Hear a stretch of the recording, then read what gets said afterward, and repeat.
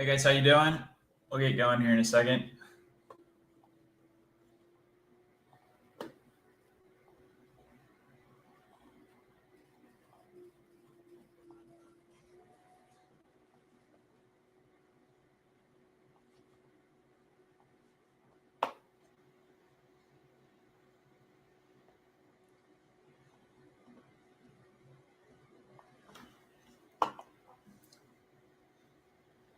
Howdy. I assume you guys can hear me all right.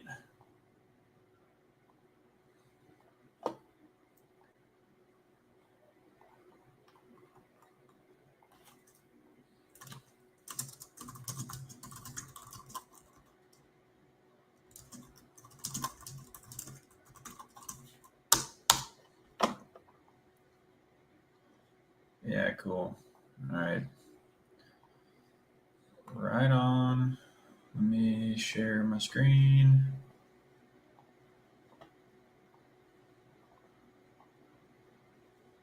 Share. Y'all should be able to see a price chart. Let me know if you can or not.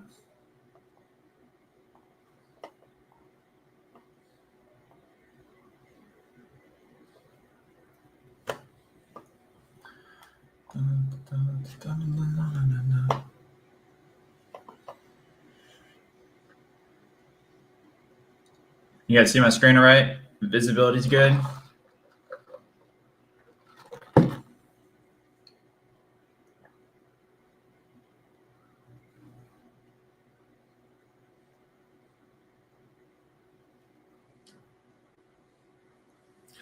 Well, I'm gonna assume that's a yes. So, okay. So looking at SPX real quick, right? We're at 68.24.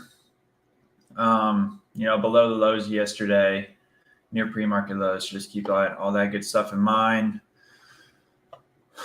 Starting with the market trend model before we get into the options market analysis, which is kind of what we do here at Gamma Edge. All time frames, short term, intermediate, long term, all trending in the right direction. Thing to note here is a consolidation on the short term yesterday. Not surprising to see. We call this a railroad track formation, where the short term moving average ribbon's trending higher. Cumulative tick is trending higher, right? Which is the intraday cumulative tick is trending higher above that. That signature can last 1 to 3, 1 to 5 days. So it really started to turn up here. So this is Wednesday. So Monday is really when it terms. So we are in day 3 technically. So had a nice impulse higher there. So kind of a consolidation makes a lot of sense here. Not a big deal, but it's still technically kind of a buy the dip mode. As long as we are maintaining our key SPX transition zones, maintaining above the longer term moving average ribbon. There's things to talk about.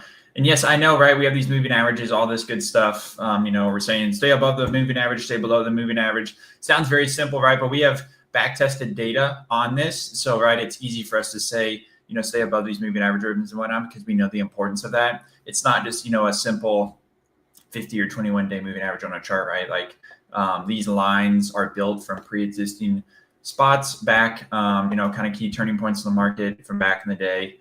Kind of effectively work as just simple moving averages now, but these are again back tested.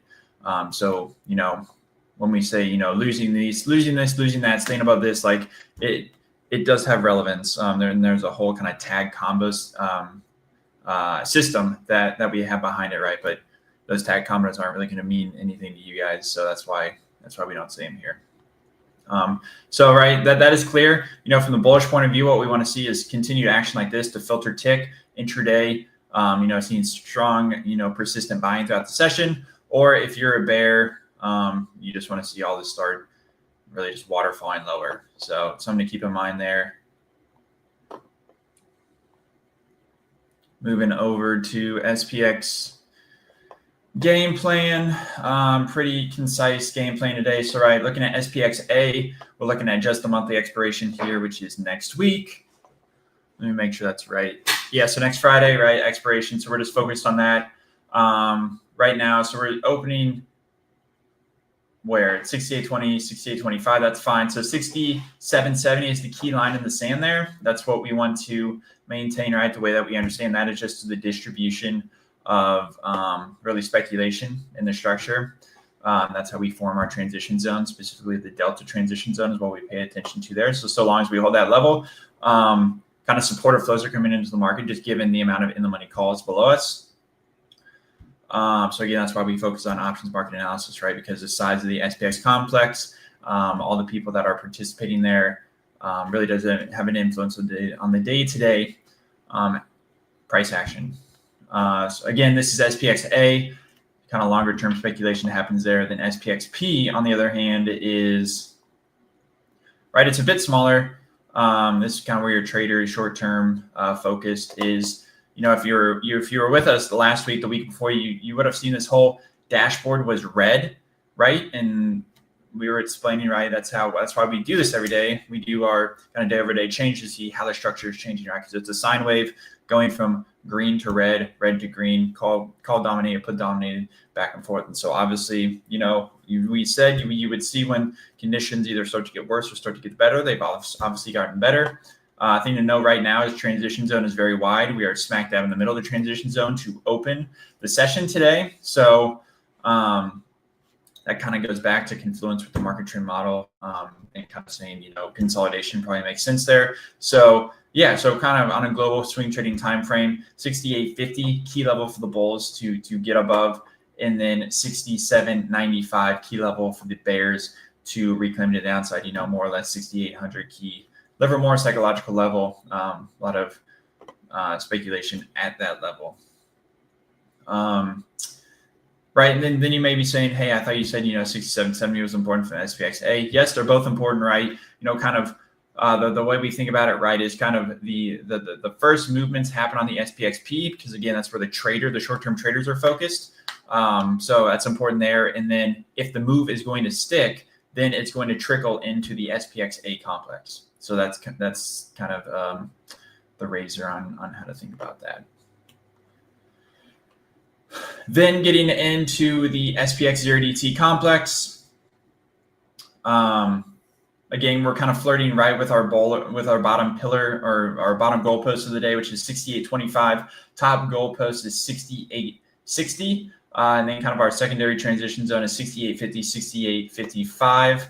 Right, that 68.50 level corresponds to the SPX full complex. So, right, that's gonna be a key level to get to the upside, right? But right now we are flirting with the bottom of that transition zone. So, a bit of a weak, right? Obviously, overnight action, and then potentially a week kind of open to the session today. So that's what we want to pay attention to.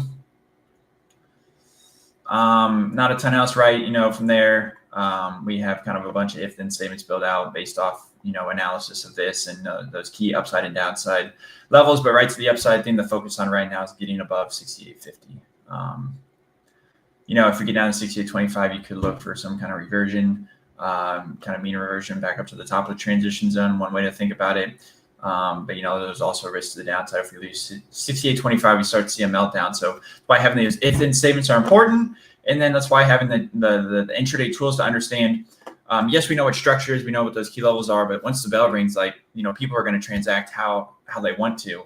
And so that's why it's having an understanding of, yes, the levels, but then kind of what is that speculation doing? So one way we go about that, right, is our intraday, is the market share model, right? The kind of intraday feature of that, the filtered tick, seeing if we're seeing a heavy buying, heavy selling, sustained buying higher, sustained buying lower, a choppy price action like we saw yesterday. Can give you confidence, right, in trades, kind of understanding, if it's a choppy day or if it's a trend day, higher or lower, and then we're breaking above or below those key levels, good confluence there. Second is going to be our intraday volume analysis. This is our vol M tool. So, once we start to get, volume for the day, we bucket in 5-minute buckets. So we're going to need a couple buckets before we produce this. But once we do, we start to build this output.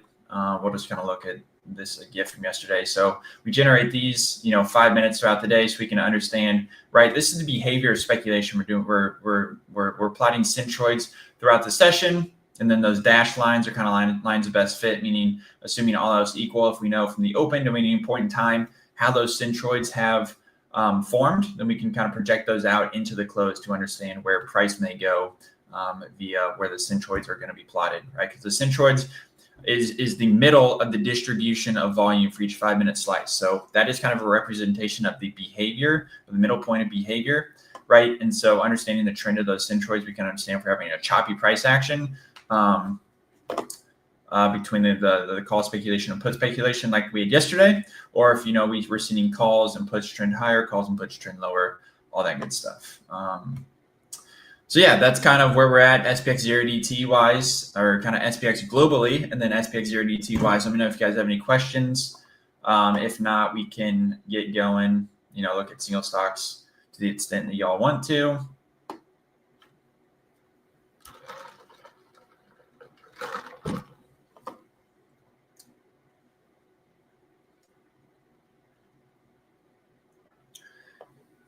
Is there any way to look at the cumulative tick data on a more compressed XY axis on a 5 to 10 minute scale? Compressed XY axis. I mean, this is 1 minute. This is 1 minute data, so that's pretty compressed. No, like we don't recommend you do this on a 5 or 10 minute scale. Like we've, looked at it a bunch of different ways. 1 minute is the way that we recommend you look at it.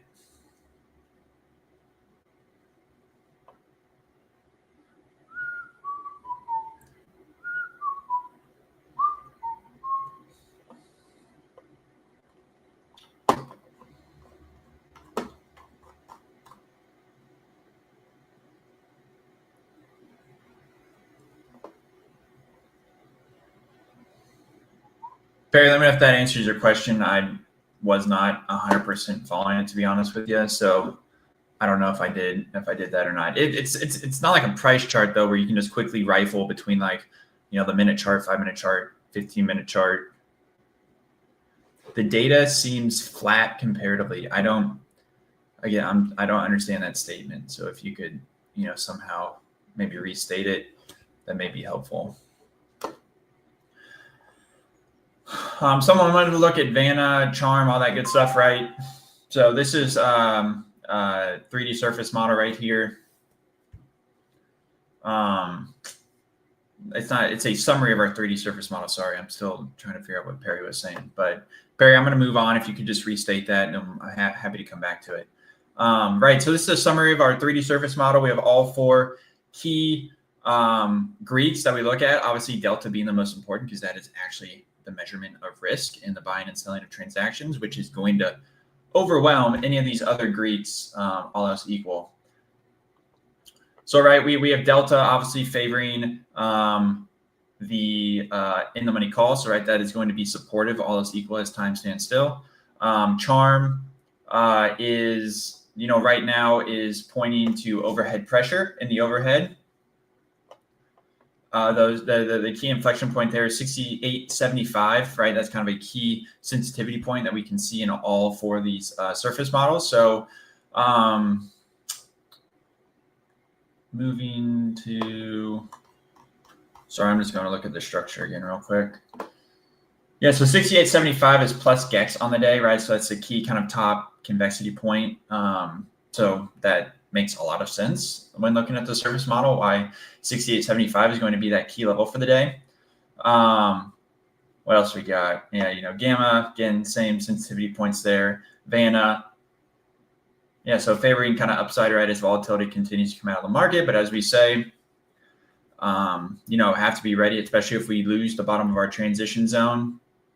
Could see an uptick in volatility in the money puts, or not in the money puts, but puts start to come in again, which we can measure via vol M, and then obviously that would spike that. So let me know if that answers your question, if that's the graphic that you wanted to see. Perry, again, if you want to restate the question. Well, yeah, exactly. Tick is completely different because they don't. Yeah, that's the issue with that is tick is we're creating a time series out of it, so we can actually make it useful, and we can see again a time series of how that thing is trending. Yeah, to your point, just looking at those up and down tickers on TradingView, I don't find that useful. I struggle to read that, but it's very simple to read what the trend of the cumulative tick is. So to your question, no, we are not going to do something like tick and Q on TradingView because that is far less superior to what we use here.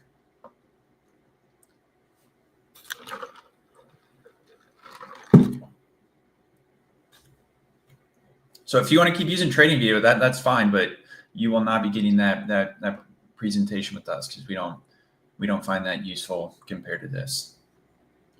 And if you don't know how to make use of this, please let me know. We can go over it in detail. We've done a few, in-depth videos you can find on our channel about it as well. But we've never had an issue of anyone in the community saying they prefer the TradingView view over this. A lot of them are like, wow, I wish I had this a lot earlier.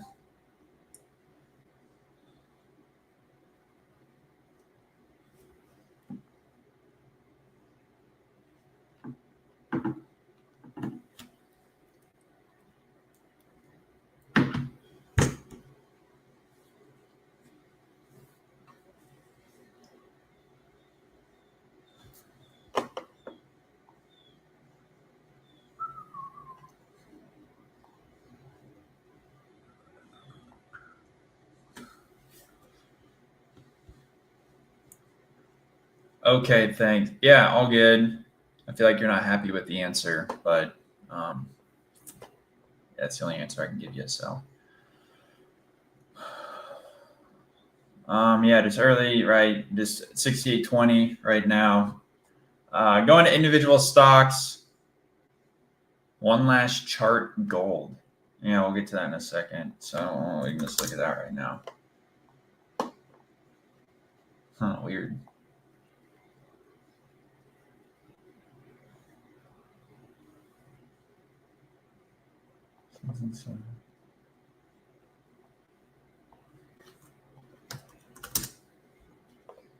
Quickly, as gold is loading.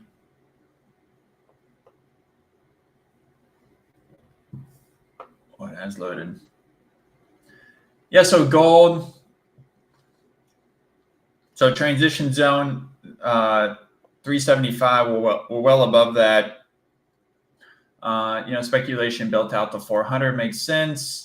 We're kind of right in the middle between our transition zone and upside target. So risk to reward there is not great. Obviously, if you already have an existing position, you're probably pretty happy with that. But in terms of positioning for a new one, ideally we're closer to the transition zone than we are right now.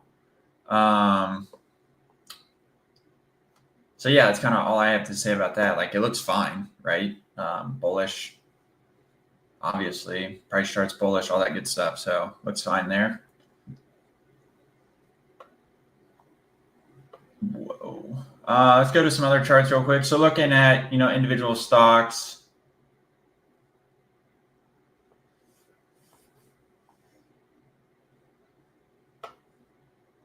So you got Apple, right? Apple's pretty bullish right now, above the transition, trying to get above pre-market and prior day highs. If it gets above prior day highs, look out for plus Gex at 280. Could definitely make a move there. Tesla, it's been tough, rough couple of days.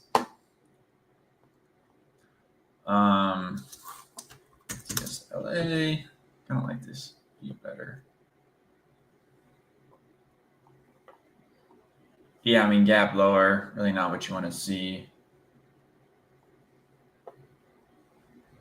Below its transition zone, people are going to say, oh, look, it's holding the 50A. That's fine. But, it's below its transition zone right now, so not ideal. NVIDIA getting smoked here below prior day low, below pre-market low. Not super attractive. Still above P-Trans.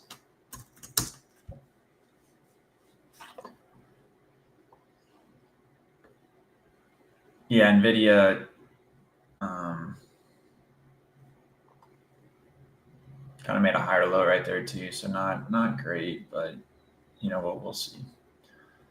And we already went over NVIDIA. Looking at Microsoft. Microsoft is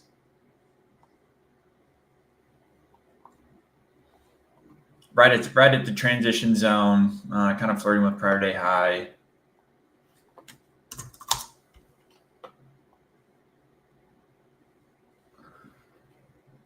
I mean, from a price chart point of view, like, I mean, middle of a choppy price or kind of choppy zone, kind of a lower high, right? Or a lower low. I guess kind of a same low, local low right there. I mean, it's right at plus GEX, and, it can't get above these key moving averages the market pay attention to. So kind of ugly name right now, to be honest. Google, well, let's look at Apple real quick since we didn't properly look at that on this. I mean, Apple's just strong. Like, there's no other way to say it right now. So, yeah, Apple looks fine.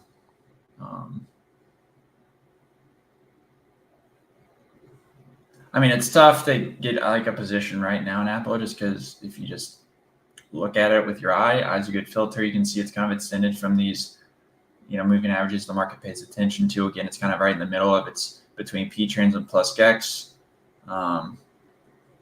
We generally like to take positions more around P trends because that's kind of a key acceleration level. So, yeah, Amazon, it's below prior day lows, below transition zone. Almost going to break below pre-market lows. Not super great there. Meta, I mean, Meta is another name that doesn't look too good right now.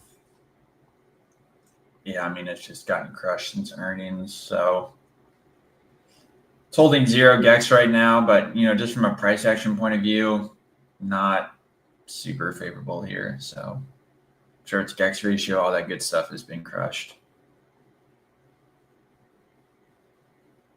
Palantir, I mean, brutal stock, another brutal stock as well. Below prior day low, all that good stuff. Yeah, so pretty big break here in the SPX. We are now below prior day low or below pre-market lows.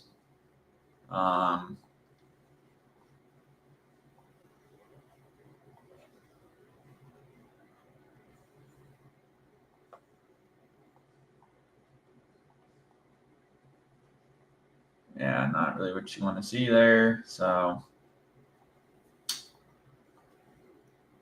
we'll be patient, go from there. Let me know if there's any other questions. I know the market's open, so you guys may be paying attention to that now, which is cool. But I want to make sure you get all your answers, your questions answered.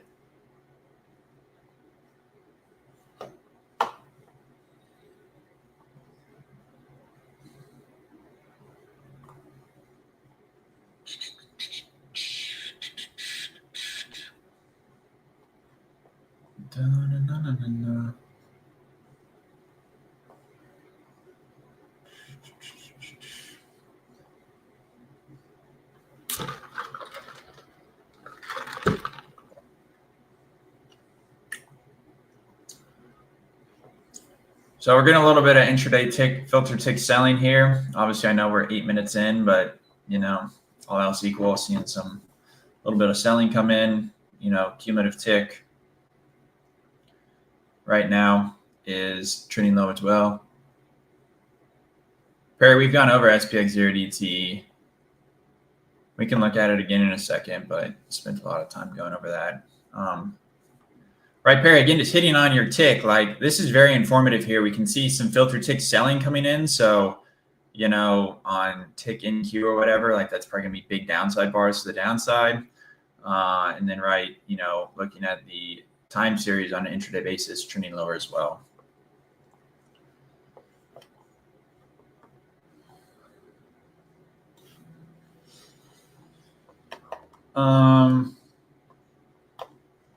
Yeah, and then again, this is SPX 0DTE. We went over the transition zones. Again, Perry, it's much more than just GEX. Like if you pay attention to people that only talk about GEX, I would consider their methodology because there's way more important stuff than just GEX. We focus on Delta a lot. Like I've said GEX like 1 time today. So yes, we understand that it's important, but it's important at specific points in time in the structure. Those key sensitivity points. It's not always important. So fifth. I mean, right now we lost our bottom of our drunken sailor range. 2025. So potential for disacceleration lower from here. Assuming we continue to see selling pressure come in, all that good stuff. So